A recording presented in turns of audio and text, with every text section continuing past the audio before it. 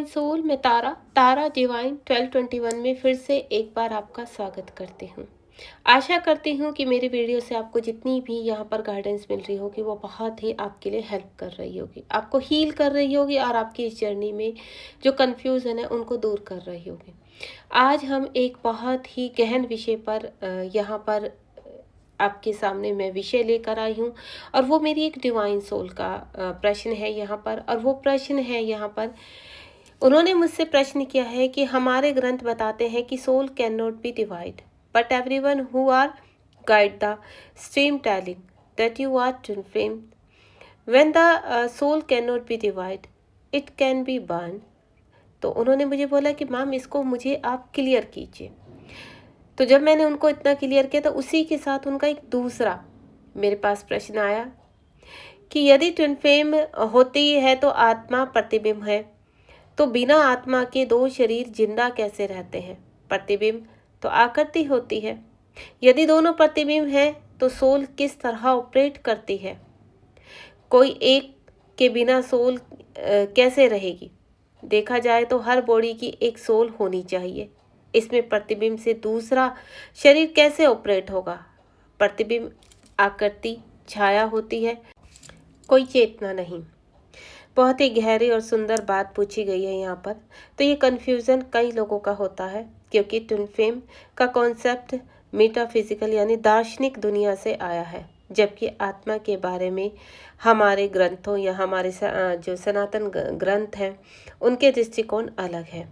चलिए आज हम इसको बहुत ही गहराई से समझते हैं। उपनिषद, गीता, वेद, ग्रंथों, इन सब का एक ही सिद्धांत है कि आत्मा को ना तो आत्मा जन्म लेती है, ना आत्मा मरती है, ना आत्मा को जलाया जा सकता है और ना ही आत्मा को काटा या बांधा जा सकता है। आत्मा कहीं ना कहीं इनविजिबल होती है, उसको हम देख नहीं सकते। अर्थात आत्मा अखंड, अविनाशी और एकमात्र चेतन तत्व है। हर शरीर में अपनी अलग अलग आत्मा निवास करती है, इसलिए आत्मा का आधा हिस्सा या ट्विन होना शास्त्रों के अनुसार संभव नहीं है। ट्विन फ्लेम क्या है? हम बात करेंगे कि ट्विन फ्लेम कहाँ से आए हैं, क्या है, इनका जन्म कैसे होता है। ट्विन फ्लेम की अवधारणा भारतीय नहीं है बल्कि पश्चिमी आध्यात्मिक परंपरा यानी वेस्टर्न स्पिरिचुअल फिलोसफी से आई है। इस विचार के अनुसार कभी कभी एक आत्मा ब्रह्मांड में अनुभव लेने के लिए अपनी ऊर्जा को दो हिस्सों में बांट देती है, एक पुरुष ऊर्जा और एक स्त्री ऊर्जा यानी मेल और फीमेल। लेकिन ये कोई वास्तविक विभाजन नहीं है, ये केवल ऊर्जा का प्रतिबिंब एनर्जी रिफ्लेक्शन होता है। दो आत्माएं जो एक ही जैसे आवृत्ति यानी फ्रीक्वेंसी या संपदन वाइब्रेशन पर होती है, इसलिए वो एक दूसरे से गहराई से महसूस कर पाती हैं। प्रतिबिंब क्या होता है? आपने सही कहा है, प्रतिबिंब या छाया स्वयं चेतन नहीं है होती, लेकिन ट्विन फ्लेम के संदर्भ में मिरर यानी दर्पण का अर्थ है भौतिक छाया नहीं बल्कि आंतरिक दर्पण होता है। वह व्यक्ति अपने भीतर के भाव, डर, प्रेम और ऊर्जा को आपके आपस दिखता है। वह आपके भीतर के पहलुओं का प्रतिबिंब होता है या पहलुओं का प्रतिबिंब बन जाता है। इसलिए दोनों को के पास अपनी अपनी आत्मा होती है, पर दोनों की चेतना एक समान तरंग फ्रीक्वेंसी पर काम करती है। इसलिए कहा जाता है कि वे एक ही अग्नि की दो लिपटें होती हैं या एक ही सूर्य की दो किरणें होती हैं। संक्षेप में अगर मैं डिटेल में इसको बताऊं तो आत्मा कभी विभाजित नहीं होती, हर शरीर की एक आत्मा होती है। ट्विन फ्लेम कई आत्माओं का विभाजन नहीं बल्कि ऊर्जा का साम्राज्य यानी एनर्जेटिक रिसोर्सेस है। प्रतिबिंब यहाँ आंतरिक जागृति का प्रतीक है, न कि निर्जीव छाया। यहाँ प्रश्न आता है, क्या आत्मा कोई प्रतिबिंब रिफ्लेक्शन हो सकता है? यदि हाँ तो किस स्तर पर होता है? तो इसको क्लियर करते हैं। वेदांत और आधुनिक स्पिरिचुअल साइकोलॉजी दोनों ही तरीके से गहराई से समझते हैं। सबसे पहले हम आत्मा का विभाजन असंभव है, वह न तो आदि होती है न प्रतिबिंब के रूप में बाहर निकलती है, परंतु जब यह एक ही चेतना अनेक शरीरों में प्रतिबिंबित होती है तो वह अलग अलग जीव के रूप में दिखती है। जैसे एक ही सूरज अनेक जलाशयों में अलग अलग दिखता है, पर वास्तव में सूरज एक ही है। छाया का अर्थ यहाँ भौतिक प्रतिबिंब नहीं बल्कि चेतना का प्रतीति रिफ्लेक्शन इन डिफरेंट माइंड्स होते हैं। जब दो जीवों की चेतना एक ही स्तर बहुत ही समान होते हैं, वे एक ही दूसरे के दर्पण की तरह व्यवहार करते हैं, यही ट्विन फ्लेम की अनुभूति कहलाती है। इस दृष्टि से दोनों में आत्मा अलग है, पर चेतना का कंपन यानी वाइब्रेशन समान है। अब यहाँ पर स्पिरिचुअल साइकोलॉजी की अगर हम तरीके से देखें यहाँ पर, तो आधुनिक आध्यात्मिक मनोविज्ञान कहता है कि हर आत्मा का अपना एनर्जी सिग्नेचर होता है, एक प्रकार की कंपन तरंग या आवृत्ति। जब दो व्यक्ति की यह ऊर्जा तरंग लगभग समान होती है तो वे एक दूसरे में गहरी पहचान महसूस करते हैं, जैसे कोई अपना ही अंश सामने आ गया हो। इसे ट्विन फ्लेम या मिरर सोल कहा जा सकता है। पर यह आत्मा का विभाजन ऊर्जा की समानता है। इस ऊर्जा में दूसरा व्यक्ति आपकी ही छाया नहीं बल्कि आपके भीतर के पहलुओं जैसे प्रेम, भय, करुणा, अधूरापन को जगाने का माध्यम बन जाता है। इसलिए छाया का अर्थ यह चेतन प्रतिबिंब है, वह जो आपकी आत्मा के अंधेरे या छिपे हुए हिस्सों को उजागर करता है, यानी सामने लेकर आता है। वेदांत आत्मा अविभाज्य है, प्रतिबिंब चेतना की झलक है और समान स्तर की चेतनाओं में दिखाती है। ये हम वेदांत के माध्यम से देखते हैं। और आधुनिक आध्यात्मिक मनोविज्ञान में ट्विन फ्लेम आत्मा का विभाजन नहीं बल्कि दो आत्माओं की ऊर्जा समानता है। छाया के उसमें देखा जाए तो भौतिक नहीं बल्कि आंतरिक दर्पण जो हमें स्वयं को पहचानने के लिए मदद करता है। ट्विन फ्लेम कनेक्शन का उद्देश्य क्या होता है, इसको बहुत ही थोड़ा सा मैं डिटेल में बताना चाहूँगी कि ट्विन फ्लेम क्यों जन्म लेते हैं। उनका उद्देश्य, ट्विन फ्लेम का उद्देश्य साथ रहना नहीं बल्कि स्वयं को जानना होता है। यह रिश्ता ईश्वर द्वारा बनाया गया एक दर्पण है जिसको हम मिरर कहते हैं, जो आपकी ही आत्मा के भीतर छिपे हर पक्ष को दिखाता है, चाहे वो प्रेम हो, पीड़ा हो, भय हो या अपूर्णता है। पहले जैसे मैं बता चुकी हूँ कि आपने पूछा है कि आत्मा कैसे एक ही शरीर से दो उसमें विभाजित हो, तो ये चीज़ मैं आपको यहाँ कहीं ना कहीं क्लियर कर चुकी हूँ। तो ट्विन फ्लेम का जो जन्म होता है, ट्विन फ्लेम आपका प्रेम नहीं बल्कि आपकी आत्मा का परीक्षण है। यह संबंध आपको अंदर तक हिलाकर रख देता है ताकि आप अपनी चेतना का विस्तार कर सकें। आप समझ पाते कि प्रेम क्या है, और वह केवल किसी व्यक्ति के प्रति नहीं बल्कि संपूर्ण अस्तित्व के प्रति है। क्योंकि जब दो आत्माएं समान ऊर्जा फ्रिक्वेंसी पर आती हैं तो वे एक दूसरे से वही चीज़ें जगाती हैं जो हमने वर्षों तक दबा रखा, यानी अंदर की ग्रोथ करना, हमारी असुरक्षा भाव, भय, अतीत के घाव यानी जो पास्ट लाइफ के हम कर्म कहते हैं जिनको, और अहम, ईगो, ये सब सतह पर आने लग जाते हैं। इसलिए ट्विन फ्लेम का कनेक्शन अक्सर बहुत ही खिंचावतन, दूरी, भावनात्मक संघर्षों को झेलता है। पर यही प्रतिक्रिया आत्मा को शुद्ध यानी क्लीन करती है। जैसे अग्नि में सोना तपकर अधिक उज्जवल हो जाता है, उसी प्रकार जब आत्मा को इस तरह से अवेक किया जाता है जिसको हम स्पिरिचुअल अवेकनिंग कहते हैं, तो हमारी आत्मा शुद्ध होती है। आध्यात्मिक स्तर पर आप अलगाव की भावना छोड़ना शुरू करते हैं। ये समझ में आता है कि प्रेम किसी व्यक्ति को सीमित नहीं बल्कि ईश्वर की चेतना का अंश है जो हर जगह है। यानी यहाँ पर अगर ट्विन फ्लेम क्या सिखाते हैं, ट्विन फ्लेम हम पृथ्वीलोक पर यह सीखने आते हैं या सिखाने आते हैं कि प्रेम किसी को बांध नहीं सकता। प्रेम अनकंडीशनल है। प्रेम में हम आज़ाद करते हैं, किसी को बांधते नहीं हैं। व्यक्तिगत स्तर पर देखा जाए तो प्रेम कोई शारीरिक भूख नहीं है। प्रेम यहाँ पर अपनी सोल की तृप्ति है, अपनी सोल को कंप्लीट करता है। आप प्रेम, आत्म स्वीकार और करुणा सीखते हैं। धीरे धीरे अटैचमेंट, लगाव प्रेम में बदल जाता है जो मुक्त करता है, बांधता नहीं है। अगर हम देखा जाए तो उद्देश्य से आत्मा की जागृति और शुद्धि, क्या ट्विन फ्लेम का उद्देश्य क्या होता है? आत्मा को जागृत करना, आत्मा को शुद्ध करना। और तीव्रता के कारण दोनों आत्मा एक दूसरे के छिपे पहलू को उजागर करती है, यानी उनके अंदर की जो खामियां हैं उनको सरफेस पर लेकर आते हैं। परिणाम क्या होता है? आत्म प्रेम, चेतना का विस्तार और ईश्वर में मर्ज हो जाना, अनुभूति होना। अगर मैं आपको सही शब्दों में बताऊं तो ट्विन फ्लेम कोई साधारण व्यक्ति नहीं है।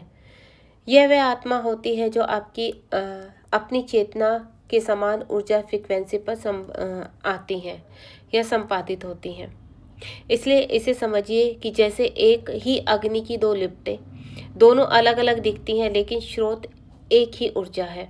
इसलिए ट्विन फ्लेम के साथ जुड़ाव बहुत गहरा, तीव्र और रूपांतरीकरण होता है। वह व्यक्ति अपने भीतर को हिलाकर रख देता है ताकि आप स्वयं को पहचान सकें। पहली मुलाकात में ही गहरी पहचान, अनुभव और पहले जानते हैं ऐसा प्रतीत होना, आकर्षण अत्यधिक पर साथ में ही चुनौती भरा होता है। भावनात्मक उतार चढ़ाव, पुल एंड पुश एनर्जी, आत्मिक विकास की प्रक्रिया शुरू हो जाती है। कई बार दोनों का जीवन पक्ष एक दूसरे के जागरण के लिए भी लिया जाता है। साधारण व्यक्ति कैसे होते हैं? हर व्यक्ति जैसे हम मिलते हैं उनका कोई कार्मिक या भावनात्मक कारण होता है, लेकिन वे हमारी आत्मा की ऊर्जा से एक नहीं होते हैं। ऐसे रिश्ते हमें जीवन में सबक सिखाते हैं, जैसे प्रेम, जिम्मेदारी, क्षमा, आत्मसम्मान, पर वे जरूरी नहीं कि हमारी चेतना को जागृत करें। भावनाएं स्थिर और सामान्य होती हैं। रिश्ता सुख दुख में चलता है पर आत्मा से की गहराई वाले परिवर्तन नहीं लाता। यह रिश्ता जीवन अनुभव देता है, आत्मिक परिवर्तन नहीं होता है। सोलमेट और ट्विन फ्लेम के भीतर जो अंतर होता है, सोलमेट अलग आत्माओं में एक दूसरे को सहयोग करते हैं। ट्विन फ्लेम एक ही चेतना के दो समान तरंगे होती हैं। उद्देश्य प्रेम, सहारा, शक्ति, सीख, लेकिन ट्विन फ्लेम जागृति, रूपांतरण और आत्मदर्शन होता है। सोलमेट सहज, संतुलन, स्थिर प्रेम होता है, लेकिन ट्विन फ्लेम तीव्र, चुनौती भरे और रूपांतरीकरण होता है। सोलमेट जो होते हैं साथ रहकर संतोष मिलता है सोलमेट के साथ, लेकिन ट्विन फ्लेम कभी साथ न रहकर भी विकास में होता है। सोलमेट हमें केयर करते हैं, हम तुम्हारे साथ हैं, सुरक्षित है, ऐसा फील करवाते हैं। लेकिन ट्विन फ्लेम, मैं तुझे तेरे भीतर दिखा रहा हूँ, यानी ट्विन फ्लेम को आपको अपने भीतर जागृत करना पड़ता है। सोलमेट एक ही रूप में आपको केयर करते हैं, साधारण व्यक्ति का जीवन का हिस्सा होते हैं। सोलमेट आपके आत्मिक विकास में सहायक होते हैं। ट्विन फ्लेम आपके आत्मिक जागरण को उत्पन्न करता है। हर रिश्ता पवित्र होता है, फर्क केवल उद्देश्य और ऊर्जा के स्तर का होता है। इसी तरह आपके कार्मिक संबंध होते हैं। ट्विन फ्लेम और कार्मिक रिलेशनशिप दोनों ही बहुत ही तीव्र अनुभव देते हैं। दोनों में ही भावनाएं गहरी होती हैं, दोनों ही आपके भीतर से बदल देते हैं, लेकिन उनका उद्देश्य और परिणाम अलग होते हैं। कार्मिक संबंध जो होते हैं, कार्मिक कनेक्शन होते हैं। कार्मिक रिश्ता उन आत्माओं के बीच में होता है जिनका कोई अधूरा कर्म, सीख, लेसन पिछले जन्मों का या कोई इस जन्म में बाकी होता है। इसलिए वो रिश्ता बहुत ही तीव्र होता है और अक्सर थकाऊ और अस्थिर भी होता है। शुरुआत में बहुत तेज आकर्षण, लेकिन बाद में टकराव, गुस्सा, उलझन, ये कार्मिकों के लक्षण होते हैं। रिश्ता बराबर बनता है और टूटता है। इसमें एक आसक्ति होती है तो मन कहता है कि मैं इससे दूर नहीं रह सकता हूँ, पर साथ रहकर भी शांति नहीं मिलती है। यह रिश्ता आपको किसी पुराने घाव या पैटर्न से मुक्त कराने के लिए आता है। जब आप वह सीख पूरी कर लेते हैं तो रिश्ता स्वाभाविक रूप से समाप्त होने लगता है। कर्म का समापन और आत्मा को दोनों उसके पुराने बंधनों से मुक्त कर देते हैं। ट्विन फ्लेम का रिश्ता कर्म के हिसाब से नहीं बल्कि चेतना के हिसाब से जागरण लाता है। यह रिश्ता आपकी आत्मा से नहीं, आपकी आत्मा को उसकी पूर्णता की ओर लेकर जाता है।